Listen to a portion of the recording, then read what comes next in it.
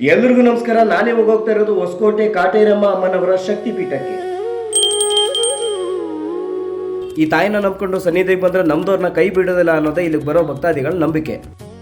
ಇಲ್ಲಿ 9 ವಾರ 9 ಕಾಯಿಗಳನ್ನ ಕಟ್ಟಿದ್ರೆ ನಾವು ಅನ್ಕೊಂಡಿರೋ ಕೆಲಸ ಆದಷ್ಟು ಬೇಗ ಆಗುತ್ತೆ ಅನ್ನೋದು ಎಲ್ಲರೂ ನಂಬಿಕೆ. ಇಡೀ ಕರ್ನಾಟಕದಲ್ಲಿ ಅತಿ ಎತ್ತರದ 250 ಅಡಿ ತಾಯಿ ವಿಗ್ರಹನ ಕಟ್ತಾ ಇದ್ದಾರೆ. ಈ ಸನ್ನಿಧಿಯ ಇನ್ನೂ ವಿಶೇಷತೆ ಏನಪ್ಪಾ ಅಂದ್ರೆ ಗೋಶಾಲೆನ ಶುರು ಮಾಡಿದ್ದಾರೆ. ಹಾಗೇನೆ ಕುಡಿತಕ್ಕೆ ದಾಸರಾಗಿರೋರಿಗೆ ಕುಡಿತ ಬಿಡಿಸೋ ಕೇಂದ್ರನ ಕೂಡ ಶುರು ಮಾಡಿದ್ದಾರೆ. ಬಂದ ಭಕ್ತಾದಿಗಳು ಹಸುವಿನಿಂದ ಇರಬಾರ್ದು ಅಂತ ಅನ್ನದಾಸೋಹ ವ್ಯವಸ್ಥೆ ಕೂಡ ಇದೆ. ತಾಯಿ ಬಗ್ಗೆ ಭಕ್ತಾದಿಗಳು ಏನ್ ಹೇಳ್ತಾರೆ ಕೇಳೋಣ ಬನ್ನಿ. ಇದು ನಮ್ಗೆ ಗೂಗಲ್ ದಾಗ ಸರ್ಚ್ ಮಾಡಿದ್ವಿ ರೀ ಮುಂಚೆ.